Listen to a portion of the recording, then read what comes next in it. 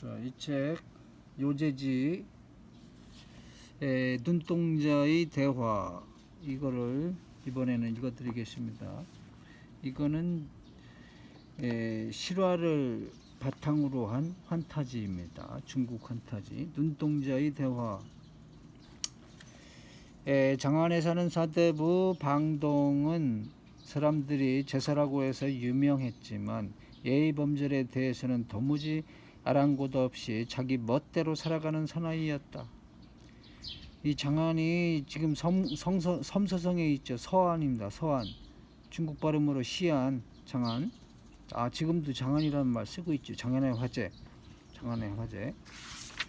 자, 길을 걷다가도 젊은 여인을 만나게 되면 곧잘 장난삼아 뒤따라가기가 일쑤였다. 이른 봄 청명절. 청명절은 한식일 전날이 청명절. 청명절이 가까운 어느 날이었다. 별로 할 일도 없어 들길을 거닐고 있으려니까 조그마한 마차와 마주쳤다.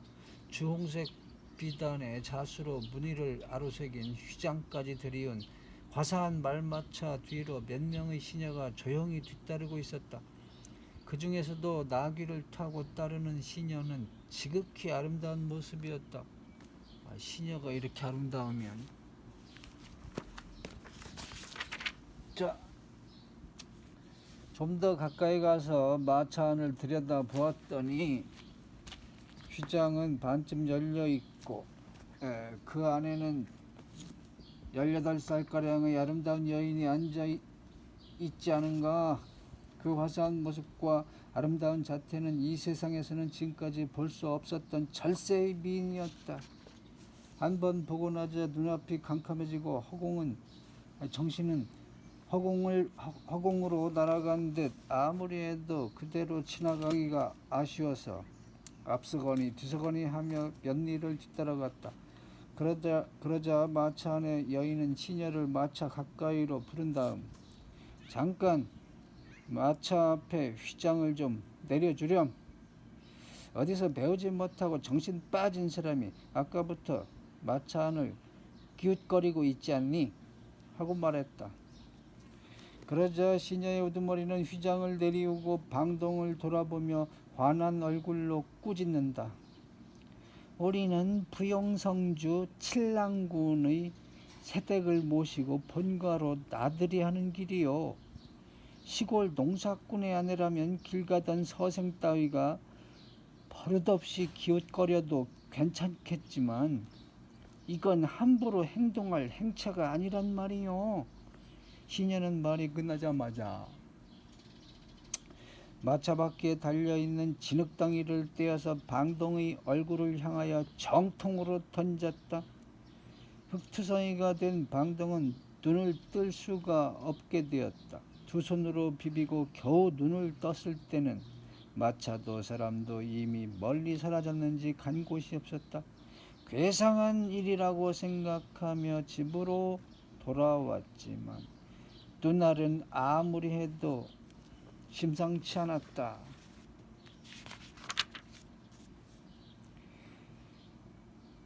의사에게 부탁하여 눈알 속을 뒤집어 보았더니 눈동자에 흰살이 생겼다. 다음 날이 되자 아픔은 더욱 심해졌고 눈물이 끊임없이 흘러나왔다. 흰살은 점점 더 커져 며칠이 지나자 동전만큼이나 두터워지고 오른편 눈동자는 소라껍질처럼 보기 흉하게 멀어버렸다. 약이라는 약은 모두 다 써보았으나 아무 효력이 없었고 죽도록 번민한 나머지 지금까지의 죄업을 참여하려는 마음까지 들었다. 그리하여 광명경이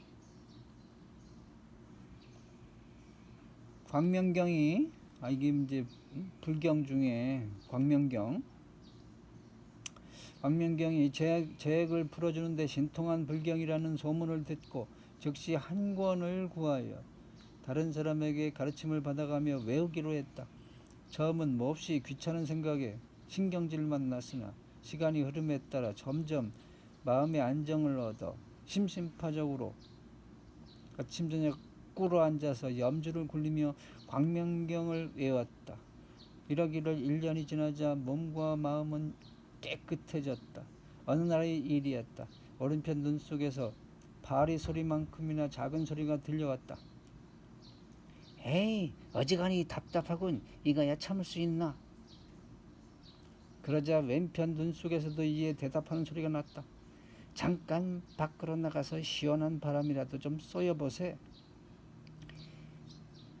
양편 콧구멍이 근질근질하다고 느끼자 무엇인가 속으로부터 쏟아져 나오는 듯했다.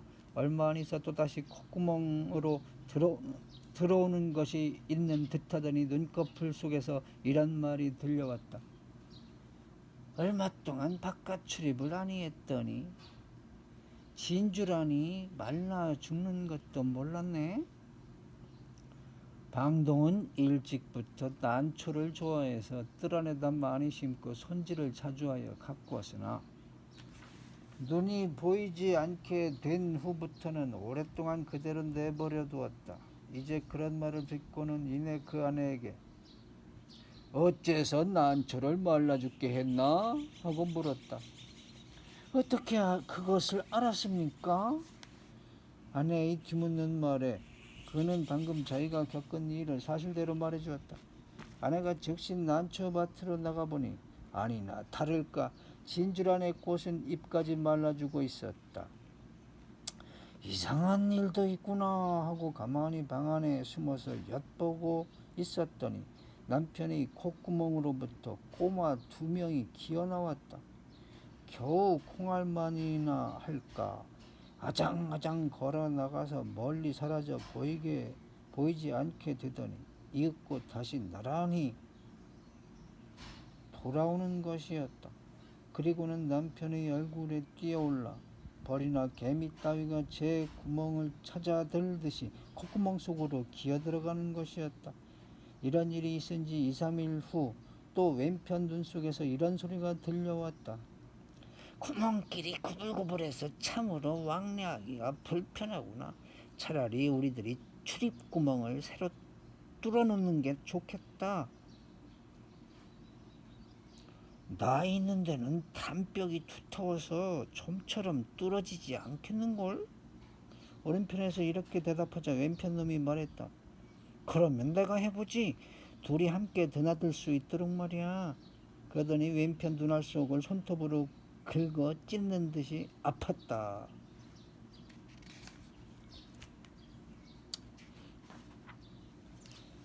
조금 지나자 번쩍 눈이 뜨이며 책상 위에 놓아둔 여러 가지 물건이 뚜렷이 보이는 것이 아닌가? 방동은 기쁨을 못 이겨 곧 아내에게 이 사실을 알렸다. 아내가 달려들어 자세히 살펴보니 망막에 작은 구멍이 생기고 후추할 만한 검은 동자가 반짝반짝 빛나고 있었다. 다음 날이 되자 눈 속의 흰살은 깨끗이 없어졌으나 자세히 들여다보니 눈동자가 둘이 되었다. 그리고 오른편의 소라껍질 같은 눈알은 그대로 변함이 없었다. 그제서야 양편 눈동자 속에 각각 따로 있던 꼬마가 한 눈동자 속에 같이 있게 됐다는 것을 알았다. 방동은 애꾸눈이 되고 말았지만 어엿하게 두 눈을 가진 사람보다도 오히려 물건을 보는 데는 더 나을 정도였다. 그 후부터 방동은 더욱 행동을 조심하여 마을 사람들로부터 덕망이 높은 사람이라고 존경까지 받게 되었다.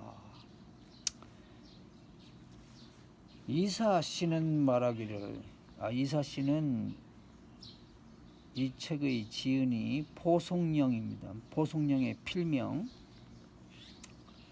어떤 마을의 선비가 친구들과 함께 길을 걷고 있노라니까 저 멀리 앞길에 젊은 여인이 보였다. 그는 희롱삼아 아름다운 미인이 있네 하고 노랫가락을 부르듯 하며 두 친구를 돌아보았다.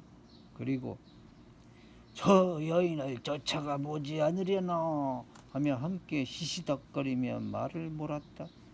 마침내 여인의 옆에까지 달려가 보니 그 여인은 다름 아닌 자기 아들의 아내, 즉 며느리가 아닌가? 이쯤 되고 보니 주책 없는 장난은 후회막급. 부끄럽고 창피한 생각에 얼굴은 홍당무가 되어 꿀먹은 벙어리처럼 아무 말도 못하고 묵묵히 있을 수밖에. 친구들은 일부러 모르는 척하고 음담패설을 늘어놓으며 젊은 여인의 심정과 인품을 다루어 보았다. 그 선비는 몸둘 바를 모르고 더듬거리는 말투로 이 여인은 내 맏아들의 아낼세 하고 말하자 친구들은 터져 나오려는 웃음을 참고 입을 겨우 다물었다.